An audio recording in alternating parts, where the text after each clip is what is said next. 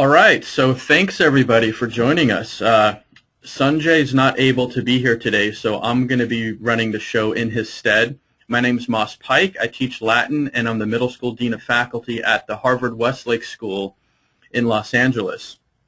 It's a pleasure to have Chris McEnroe here leading the conversation today about cultivating writers through iterative process with digital design. This is a fantastic topic, and Chris has done a bunch of remarkable work that I find really interesting, and I think we're in for quite a treat today. So I'm going to turn it over to Chris, and we'll take it from there. Okay, thanks, Moss.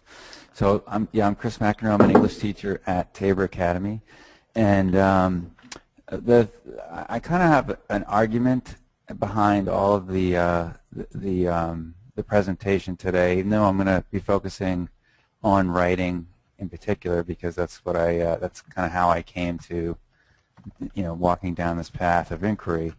Really, my main argument is about design, and that comes from experiencing the impact of digital communication on teaching, and in particular on teaching writing. So I want to throw that out there, that really, even though I'm going to be offering some structure, and I'm going to be talking about specifically some ways that I use digital communication in the teaching of writing, my main argument is about approaching the task with a sense of design, with the designer's perspective, and thinking of it that way. So I'm not going to go through the whole thing, but this is a, can everybody see this? Okay? Okay. So this is just sort of a tool that I developed for myself, and I sort of boiled down what are the things that I ultimately think about when I'm thinking about teaching within in a classroom with digital tools, and I came up with this framework just sort of as a guide. So if I'm looking at an LMS, or if I'm looking really to design my own system, which is more the way I go anyway, these are the sort of the core pieces. And I would also offer that this is really a work in progress, and I'm kind of always looking for ways to enhance it. But I'm looking for these things in the design. I want a trail of learning artifacts, things that verify learning. And I also want resources for writers to be using. So if that's dictionaries or other kinds of software, whatever they may be, in addition to dictionary or thesauruses, if I want to use even iMovie or any kind of tools like that, I want those resources to be available. I want the system to have a lot of interactivity between student and student, student to class, student to teacher. That's the capability I'm looking for, and I really think that it's important, or to leverage the value of visibility. And as a teacher, I think it's very important to be conscious of, and to be making conscious choices about what is visible, so that if things are visible to everyone, that's a conscious choice and not an accident, and that we understand the consequences of that, and we're explicit about our intentions and what the consequences might be. And same for private communication. Why are we making that choice? And I want those things to be, as a teacher, I want to have control over those things, because, again, I think that there's a lot of power that comes with digital communication, and I think that we need to approach those decisions soberly. And then lastly, I'm looking for a real consideration of emotion in the whole scheme. I think that school in general is a very emotional place. A classroom is an emotional place, and I think that is really heightened with in communicating with digital tools. And I'll get more into that in a little bit. But an overt consideration of how these tools, how these communications are impacting emotion, and really that's about, for me, that's about both considering what unintended impact they have, but also considering how I can leverage the fact that they have emotional impact. So so that's kind of the guide that I created all of this, and what I'd like to do is just briefly look at a couple tools that I use just to show sort of how I'm set up, and then I'll talk more specifically about how I'm applying this framework to this design that I've created. So this would be pretty familiar, I think, to a lot of folks. This is just the Google platform, and the things that I like about Google Docs are the ability to have my own sets of folders, but also to be able to share folders, within folders, and yet also have communications that are simply teacher to student, or have students share with their classmates. The interactivity that Google affords, I think, is very good. I also think it's very important that you have to be very careful with this, because I find in Google it's very easy to share things unintentionally, or to give control over documents that you'd rather have control over yourself. So again, a real consciousness for the consequences of that interactivity, and making intentional decisions. Another thing I like about, in terms of teaching writing, or really any feedback on student work, is the comment feature, where you can highlight and put comments in. So this kind of interaction is really good, both because it facilitates communication between teacher and student, but also because you can share, you can decide as a teacher whether you're, and actually I think you should decide in collaboration with students, whether this kind of feedback is going to be public or not, so that if, for example, a paper like this, we agreed that these were going to be shared, my comments would be shared with students, with all students, it enables me to be instructive through my comment writing on how a student would give feedback to another student. It provides an example of language, it provides an example of tone, and again, I think all of those things should be taught explicitly, and this is one way this tool affords the opportunity to do that, to make those things explicit. One more feature for through Google, the ability to apply different applications, and Kaizena is another tool that you can add to Google. Now, it does take a little bit of setup, so and as a teacher, you need to take ownership of that. But once students are functional with it, the thing I like about this is that you can highlight particular parts of the text, and then you can either give a text comment, but the real value that I applaud is you can give a voice comment. So I can highlight different parts of this paragraph, or different parts of the essay, and my feedback, all of my feedback, could come in the guise of my voice. And I'll just talk about that now. The reason I value that so much is because with text, it's very hard to control how text is read, the tone with which it's read. So the value, I think, of a voice comment, I'm thinking of a student who's reading a paper and feeling the kind of vulnerability that one feels when they're getting feedback on a paper. The likelihood, the tendency would be to read any feedback with a kind of a tone.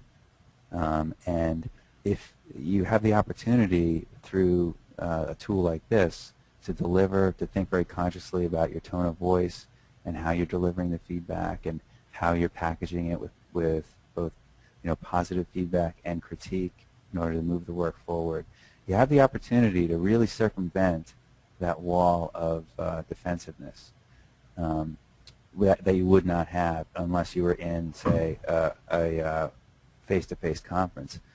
But I would say even in a face-to-face conference, there's a level of anxiety which may exist, that just the voice alone on the document, the student is sitting securely and just hearing the voice. I think there's a level of comfort that this affords, kind of getting around those defenses.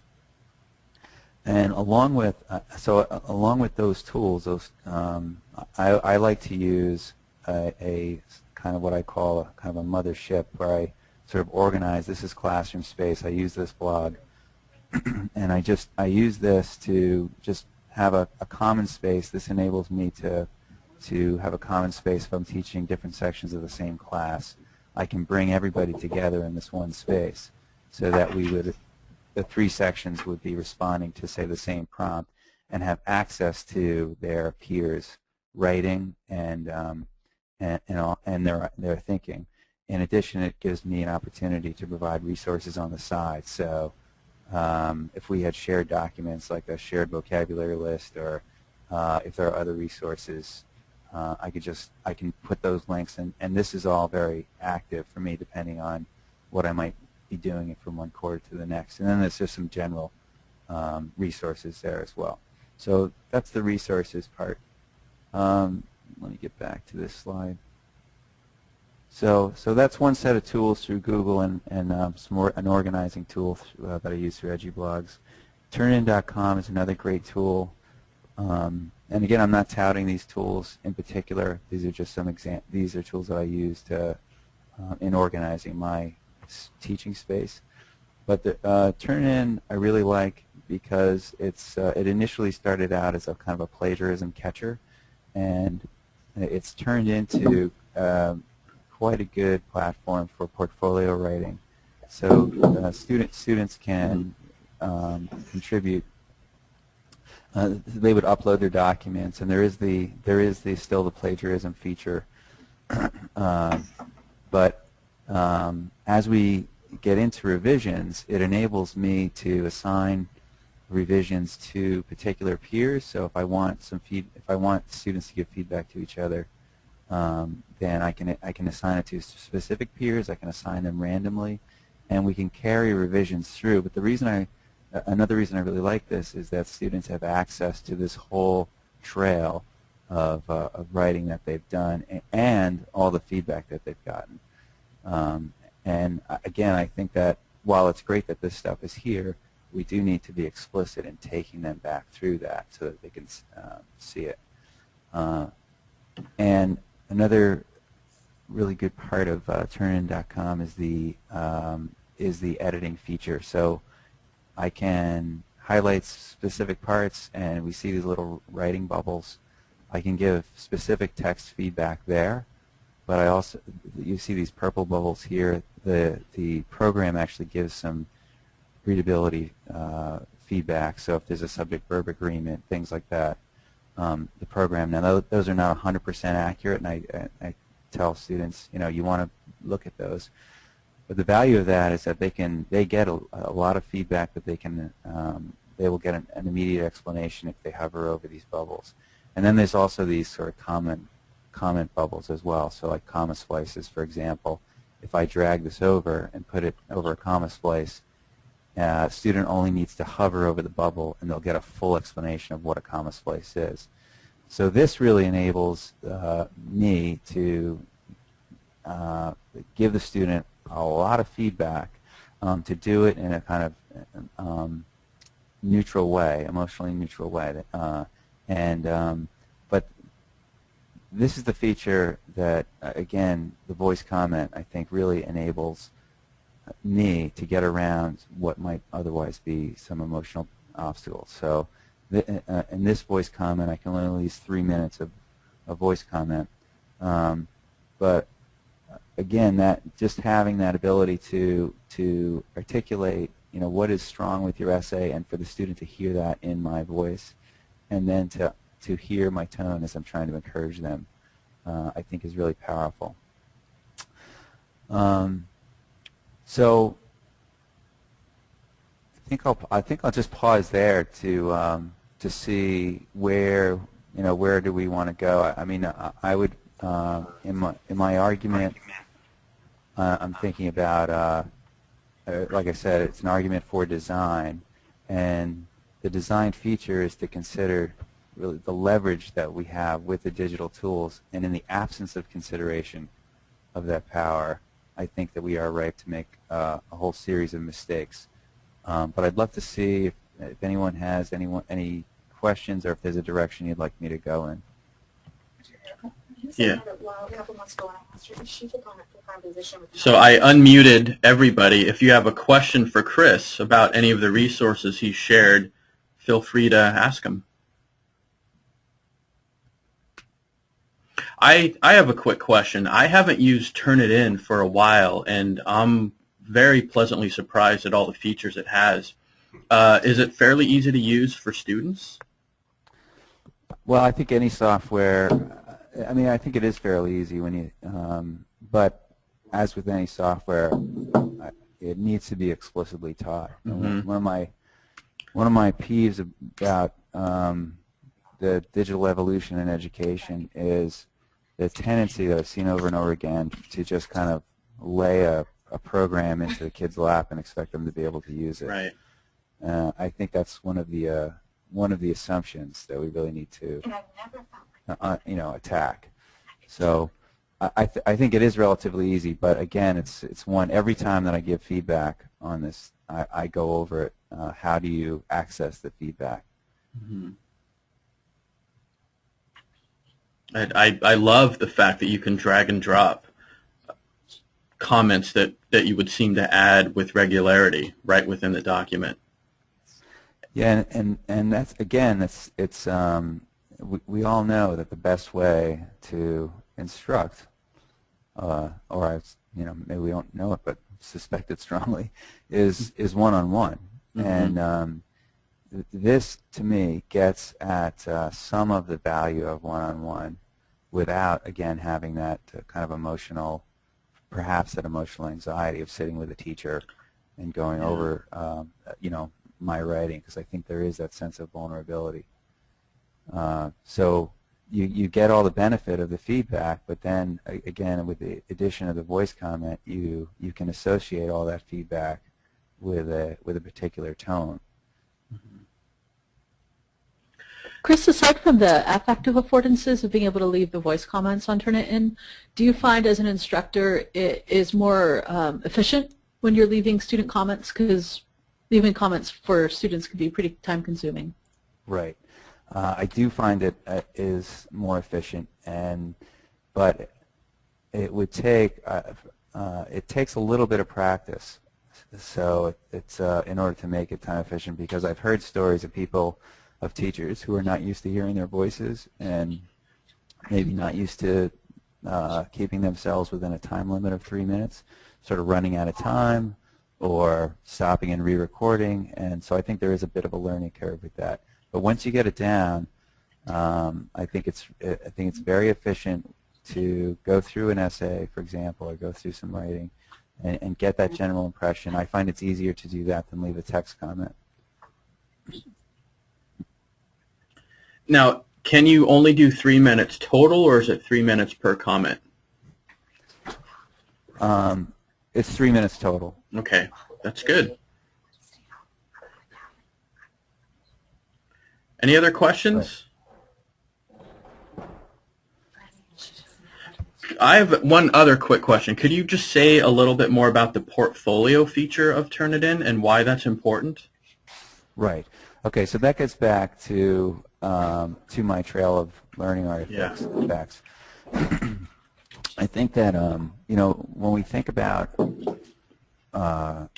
think about writing, well, actually, if I could just, I'm going to go to sort of how I started all this. How did I start to wrestle with how to work with writing well? And I'm going to start by saying, as I think a lot of people experienced in the last 5 or 10 years with the influx of technology, one of the things that really I began to struggle with was sitting in front of the computer and finding lots of really cool tools and being kind of overwhelmed by the number of cool tools and not really having any good models for using them.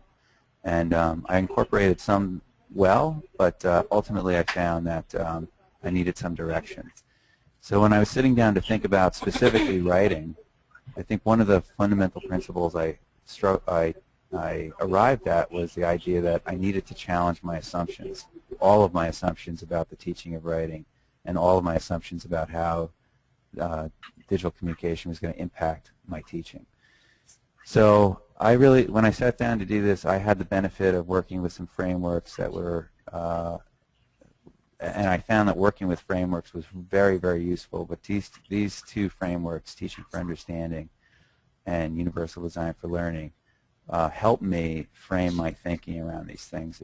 Teaching for Understanding, because it really focused me on what was it I wanted to teach, and then Universal Design for Learning, because that focused me on thinking about how it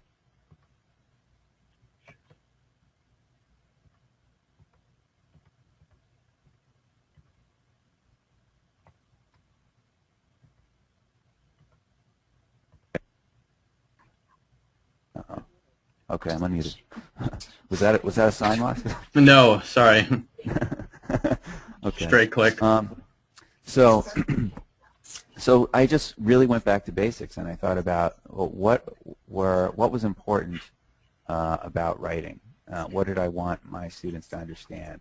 And I won't go through all these slides because they're, I won't read through them all, but because they're available, and if anybody wants to email me, I can send you the slides. But this was kind of just how I drilled down on what it was I wanted to teach.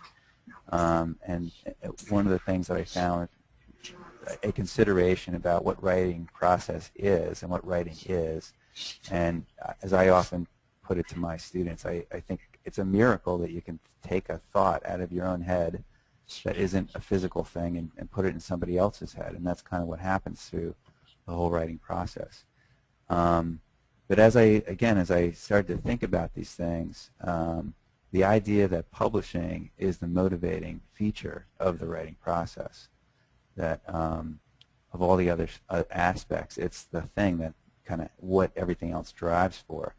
And I hadn't thought really about it like that in the past. And also, I was thinking about, well, ultimately, what does the writer need to understand? And this idea of it's the writer's job to get that thinking into the reader's head one way or another. And I felt like taking on that responsibility was really empowering and kind of formed, what is the challenge here. And I'm just going to skip over a couple more to come to this idea of community, the community of writers, because this is a big, again, I think it's a big emotional impediment to teaching. When students are in as writers, as a writer, you understand that it's very helpful to be working with a team, with a like-minded group who is mutually supportive, so that you can accept critique. And I was kind of approaching my task of teaching with that understanding that that was valuable, but students don't know that.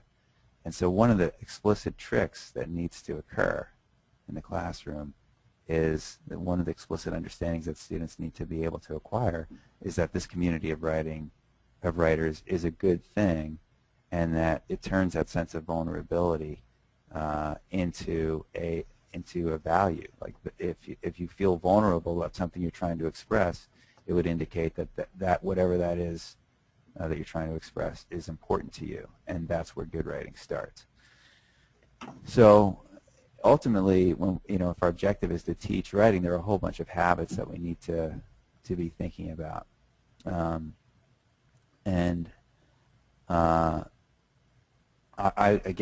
really drilled down, and I kind of made an exhaustive list of the habits of mine that I wanted to be able to habituate. And this is an important one. The writer assumes that he or she offers a unique perspective, because one of the obstacles that you run against is students feeling like they have nothing to say. So it's I think we all in our experience have struggled through that belief, and sort of maybe ultimately found out we did have something to say. But if we're really ultimately going to value the writing process, we need to have that assumption that there is something I have that's unique, that comes from my unique perspective, that I have to say. And I think that is very empowering, that the whole writing process is a matter of uncovering what that perspective is. It's not really a question of whether you have it. Again, I think that's a neat trick if we can do it, but I definitely think it's the worthy goal.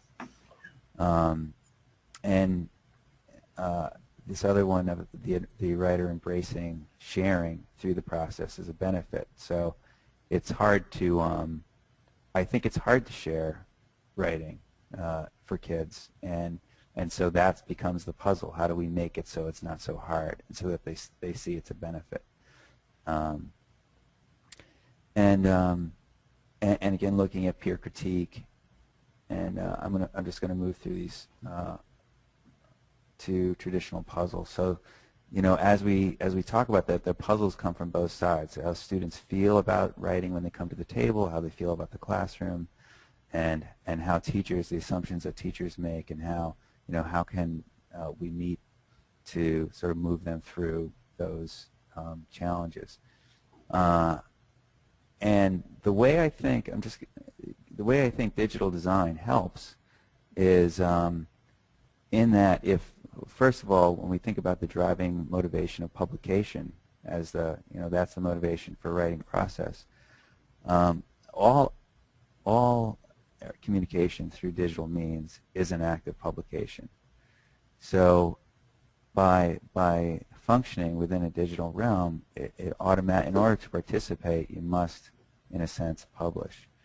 And so as I design as I'm trying to train these habits of mine, one of the things I want to give my kids the opportunity to do is publish all the time, so that at some point the negative affect associated with publishing is to some extent inured. And then also enabling that act of publishing, but also the act of feedback. So within the digital platform, you can set up that community. The community of writers needs to be structured digitally so that it can exist within the class, between person to person. And so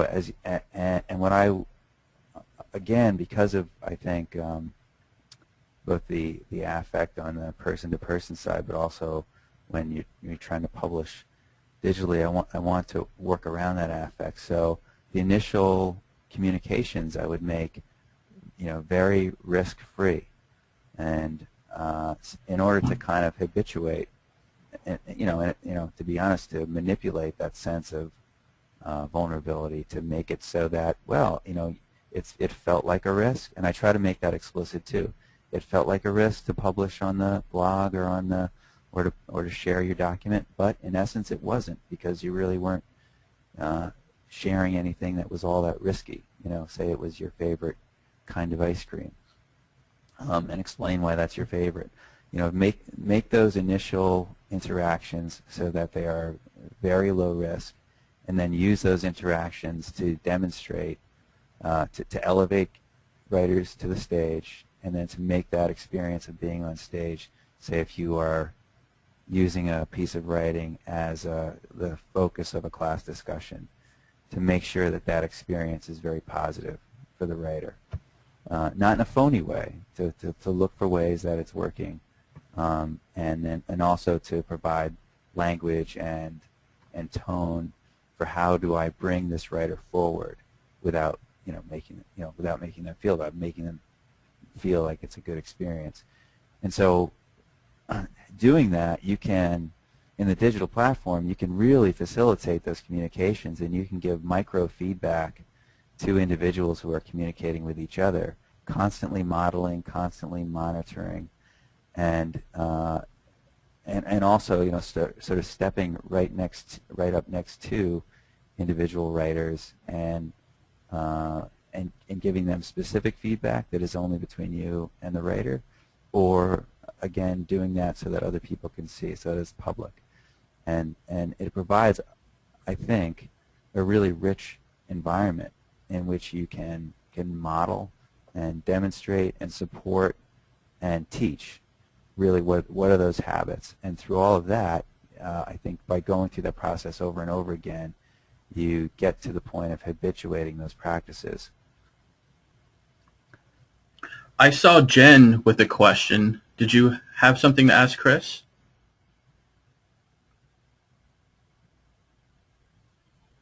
You there, Jen? Yeah, Chris, I was wondering, have you found, can you hear me? Yep, gotcha.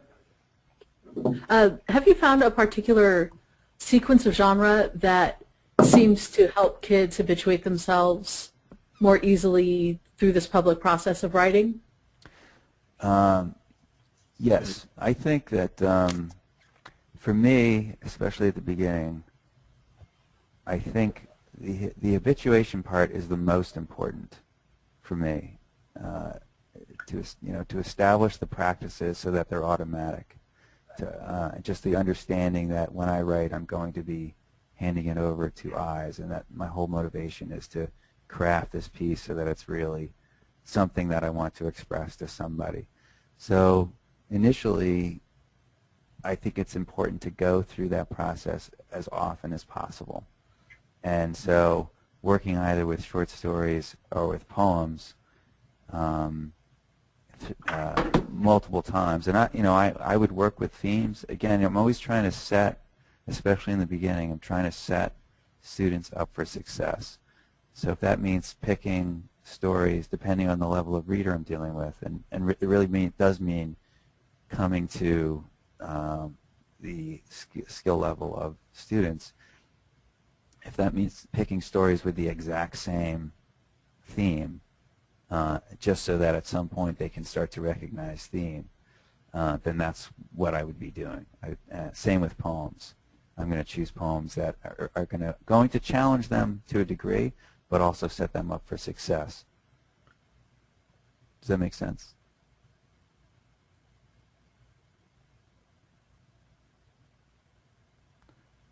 Great. Carol has her hand up. Hey, Carol? Hey, can you hear me? Yep. Yep. Okay, so I really want to echo what Chris is saying about the habituation, because a few years ago our department, our upper school English department, decided we needed to focus on the writing process our whole first trimester. And in our grade, which is AP 11, my colleague and I decided to start with writing fables. Just a simple little fable, and then giving them little short sayings that they could analyze. And the process wasn't to make them be able to write fables, obviously, although that does actually lead to some interesting conversations about what a thesis statement should be. But it was to practice what you're talking about, the style and the tone of comments. And it's slow, and it seems at the time kind of tedious, but we make every student comment on every other student. And it takes weeks. But by the time we're even halfway through it, you can tell it that there's a different feeling in the air, that there's trust. We also make them write a story about their family, a story that their family tells. And so we get an insight into them in a different context. They're more vulnerable, bringing this family story to us. It has to be a story that they would tell their own children, so it's got a moral, to a different ethical dimension too. But I just wanted to say all that slowing down, we actually threw books out of our curriculum so we could do this, to create that climate of writers who are willing to be vulnerable is so crucial. And at the time we did it, the first time we felt lame, I have to say. That other teachers had already gone through 2 big novels by the time we were still talking about little short sayings. But we felt that the other thing that happened was that, and I'm sure this is true of a lot of teachers of AP kids, their first year of AP English, they're trying to be so pretentious with a lot of vocabulary they're not really familiar with. And they're not getting to the point or saying anything essential. And this way we stripped away all of that nonsense so that they could start on the right foot. Yeah, I would agree with that 100%. I think that's again, it's I kind of had that experience teaching novels and kind of teaching a way to talk about them, but for a long time being frustrated with students' inability to connect with characters or really understand the value of literature. And part of my conclusion here was that, well, one of the things is they don't believe they have anything unique to say. And so when it comes to making a comment about literature, they're just trying to guess at what somebody who they may interpret as smarter than they are, they're trying to guess what that person might say, and ultimately feeling myself like that was a fruitless exercise. So. Yeah. I have a quick question or maybe not so quick, for Chris and for Carol. You guys have done a fantastic job talking about slowing it down, building community, opening up to vulnerability, and trusting each other. And based on what I've been seeing in terms of cognitive psychology, what that does is allow for creativity to happen. Rather than feeling constrained, students, when they feel open, can explore their own creativity more than we can, and that leads to all sorts of fantastic things going on in the brain. So my question for the both of you is, what sorts of increase in creativity have you guys seen by really focusing on this kind of process? Well, again, I think I always come back to, I'm just amazed that we can communicate at all. So I think that is an act of creativity. True communication is an act of creativity. Yeah. But as you say, if students are trying to parrot or they're trying to guess what somebody else thinks about a particular work, as if there's some magic in the work that they don't have access to, and even if they have some ability at finding other people's ideas about a particular work, ultimately they're not getting access to their own thinking. So the moment they start to truly dive down and to again, use the writing process as a way of uncovering what they think, as a way of discovery, I think that in itself is an act of creativity, and they sort of uncover, I think, our own natural approach to interpreting social situations, to interpreting people. That is all an act of creation. And I think as they use this writing process to uncover that for themselves, it's quite freeing. Does that answer your question? Yeah, I love it. I love the way you phrased that. Carol? I want to jump in too, because in letting them and freeing them up a little, and then allowing them to make comments on each other's work, they'll tend to notice a word or a phrase that was really good. And of course, anything that's funny gets a big reaction.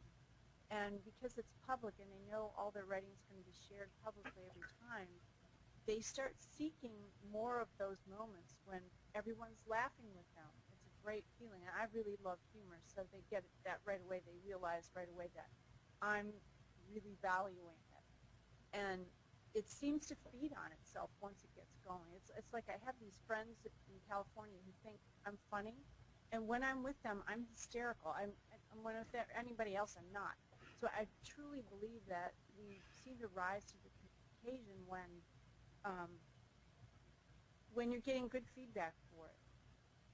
And also, I want to say that with their family stories that they do, I say to them, it can be a funny one, it can be a serious one, it still has to be something that really kind of teaches a lesson.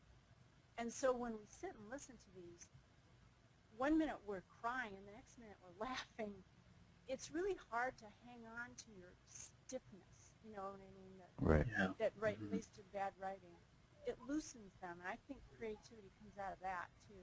I've never had a creative thought, I don't think, when I've been miserable. Right. Anyway. Right. I do think it's I mean, this is a kind of we can't give grades for being in a community of writers or functioning well in a community of writers. It's just, and yet, if we can establish that, to me, actually, that's the whole teaching challenge. Is to create that, because if a student feels comfortable, connected, then that's when you wind up uncovering the student's ability to develop his or her thinking. But before that, yeah, as Carol says, that kind of stiffness is students responding to their, the anxiety of being adolescents in an adolescent peer group, and that's just kind of paralyzing, I think. We also changed a few years ago to grading them on boldness. Like they have to be bold. And that has made a huge difference. Like an essay has a grade for how well it's developed and how vivid the language is, but also how bold the idea is.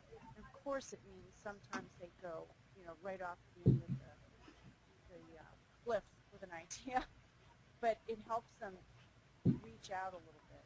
But that's, like you said about the iteration in the beginning, that's not something that I teach once and it sticks. I have to keep coming back to that and back to that and back to that.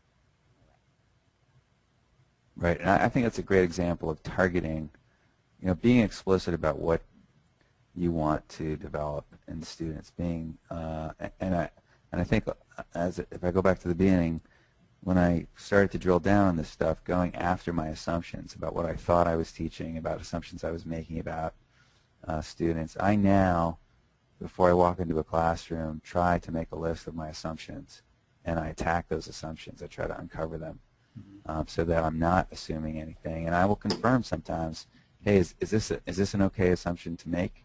And students will tell me yes or no, and that's really important information for me to have. It's a great point. Can I ask one other quick question about publishing? I love the idea that you emphasize publishing, and I think that we should be doing more of that. How do you do that with your kids? Do you use Google and let them look at each other's work through a shared folder, or what? Right. So yeah, and in some cases I use Google. I choose the tool, depending on the kind of vibe I'm trying to create within the class, with a particular assignment. If I'm using an assignment, if I'm using classwork to generate, say, free writing over time, then I will use Google because it just affords that more easily. And again, I would say I would make explicit decisions to some degree in collaboration with my students about how that material is going to be shared, and especially at the beginning, they would prefer to share it maybe with just one person. But there are some cases where I just say right at the beginning, okay, we're going to do some writing, and this writing is going to be shared with everyone.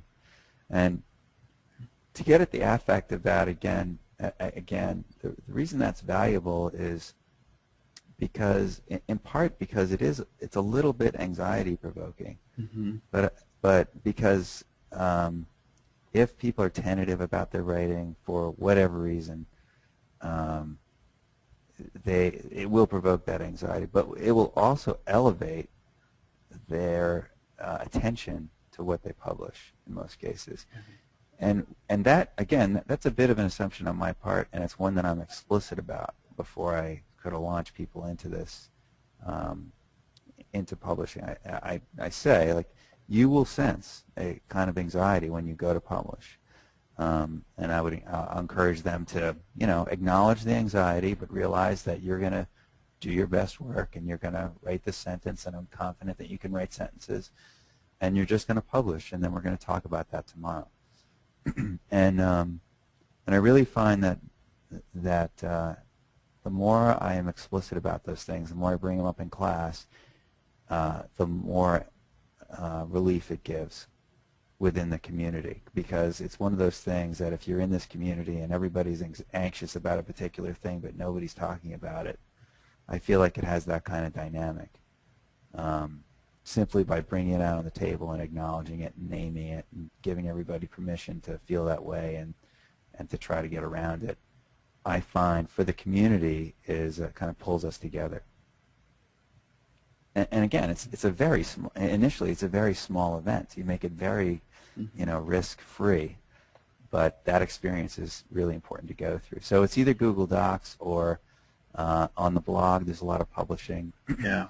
A lot of people use blogs, and whatever the venue, direct conversation about it, I think, is one of the things that gives you leverage over time. Great, thank you. Carol, did you have another question?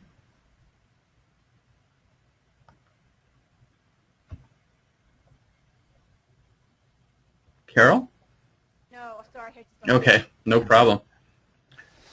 You know, another piece I wanted to say about that was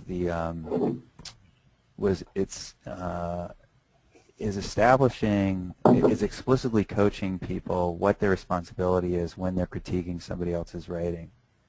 And again, I talk explicitly about the elevation of that sense of risk, and I acknowledge everybody feels that. So you, as somebody who's giving critique, have a very significant responsibility. It's important that you take that responsibility seriously. You know, somebody is putting their work in your hands, and you need to approach that with respect. And you know, again, it's not something that's necessarily going to wind up in a grade, but it is that just that habit of mind, that consideration. It is very important for writers to, that kind of frame of mind is important for writers to adapt, because as they turn back to their own writing, if they are, condemning or overly critical, that's going to be paralyzing. And I talk, again, being explicit about that. The value of giving good critique to other people is that when we go back to our own work, we're better equipped to critique our own work. Good point.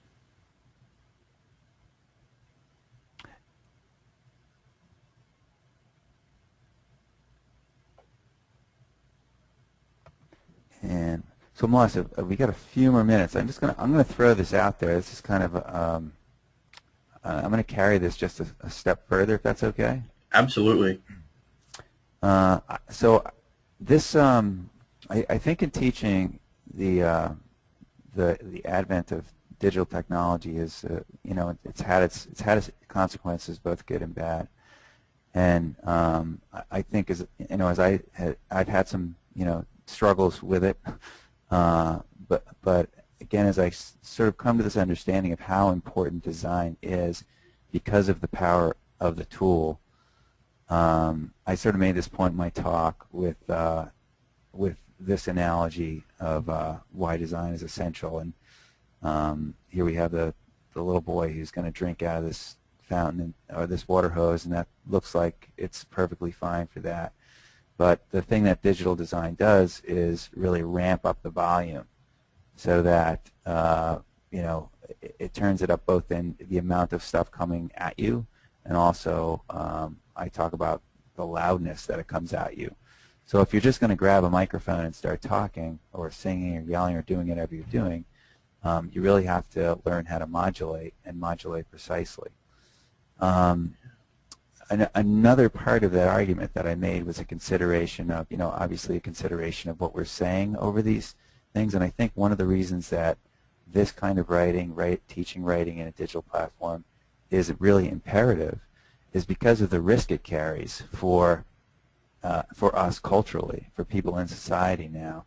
If you don't really come at your digital communication with a sense of the power that it conveys, then you put yourself at some risk for good or for bad. And the other part of that, and getting back to the affect in a classroom, is the consideration of, well, it's fine for giving volume to people who otherwise may be heard anyway. But when we consider the anxiety that can be associated with writing and with the classroom experience, and we consider the value of digital tools for getting around that anxiety, for getting at people's voices, I think we should approach these tasks with the consideration of, if we don't use the digital tools, if we just teach with paper and pencil, what voices are we not going to hear? And with that assumption that everyone has a unique voice, and that it's our hope that we will kind of train them to use that voice, but it's also my kind of desire to hear that voice. I think that's an important invitation to have at the start. But also, I think one of the things, it's much easier for many people to communicate digitally because there is that less sense of risk, and it enables voices to come out that we otherwise wouldn't hear. And having said that, I think in the realm of professional development and of teaching, I think this kind of framework that considers all of the affordances of digital communication are really important when, if we were to simply replace, say, if we were to simply replace everything that we've just talked about writing, and we were to replace it with teaching, we would, I think, be considering the same things. Teaching, I think, is an inherently emotional event, and it's difficult to get good feedback and not feel defensive, and to get into a all of those things that go into professional development and teacher development, the walls that are set up, I think, in traditional schools. And I like that those walls are coming down, but I'm not sure that they're coming down quickly enough, and I'm also concerned that there isn't enough consideration, really careful consideration, given to how digital tools impact us as professionals and impact teaching as a profession. And I think we really could leverage these tools to a great advantage. But if we don't actually make intentional decisions, I think we could be really damaging our environment, our teaching environment. So that's my last pitch. That's great. I fully agree with you, and I think that everything you've said is really fantastic. Are there any other questions from our attendees?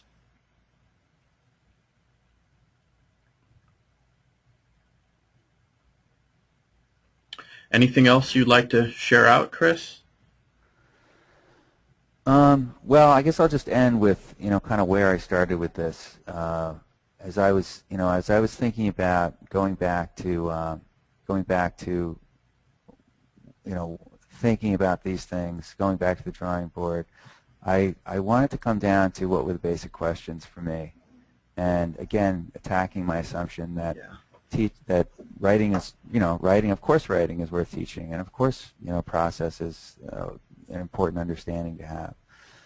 But when I attacked that assumption, I felt like this was a really valuable exercise, and this is something I state explicitly, like why I think writing is essential to teach. I think it's, in fact, and I make this plain boldly, that writing is the most important subject to teach. Because for me, it was the path through which I came to understand myself and everything around me. Writing was the way I came to understand the world. And so the more agency I have with language and expression, with communication, the more capable I am of interacting and understanding what I'm doing. And I think that's as in terms of cultural transfer, that's absolutely essential. And then on top of that, questioning about what's the value of digital communication, and I think it came down to this for me, having taught many years without, within a paper pencil dynamic. Ultimately comes down to, if designed well, digital communication gets around those barriers that we traditionally run up against, those habits, those those assumptions, both of students and teachers and classes. So I think, in the end, my conclusion is that it's not whether we should be teaching digitally or not. I do think it's an imperative. Great. Well said. And I love ending the webinar on the note of attacking assumptions. I want to start doing that right away, and I want to start encouraging my students to attack their own assumptions when and wherever they can.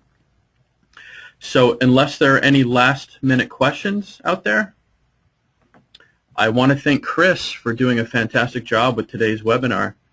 And on behalf of Sanjay and Jeff at the OESIS Group, I thank you all for joining us. We'll look forward to doing our next one sometime in March. And thanks again, Chris. I appreciate it. Okay, thanks, Moss, and thanks, everybody, for tuning in. Thank you. Carol, was there a last quick question? I see your hand up. Nope. All right. Well, if you have questions for Chris, he is very welcoming to email. So you can find him there, or you can find him on Twitter at CP McEnroe. So thanks again, Chris. And Talk to you guys soon. All right, great. Thanks, Moss. Bye, Bye. everybody.